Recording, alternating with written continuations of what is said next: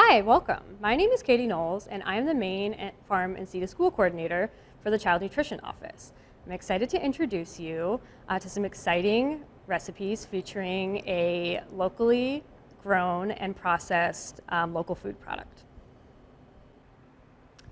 My name is Ryan Parker. I'm the Senior Project Director for the Maine Marinara Collaborative and Maine Farm and Sea Cooperative. The Marinara Collaborative is a project of the Maine Farm and Sea Cooperative, which is made up of farmers, processors, distributors, all here in the state of Maine.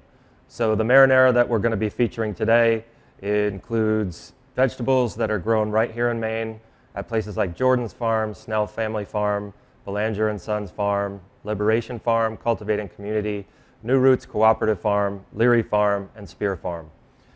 These vegetables include the tomatoes, carrots, onions, and butternut squash, which gives the sauce its sweetness without added processed sugar.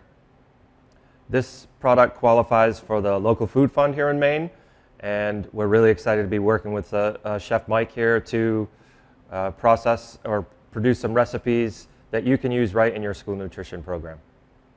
Hi, I'm Chef Mike Flynn. I'm here today to work with the Marinara Project.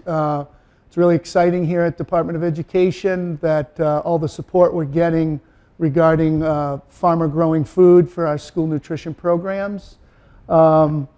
Today our goal is to show the convenience in our busy days at school, in between buses, as I like to say it. It's that pressure of figuring out how to do the best food we can for the students in the short amount of time. So the marinara is a perfect product regarding value added to help us even expand our menu. And today the goal is to show you how versatile this ingredient is.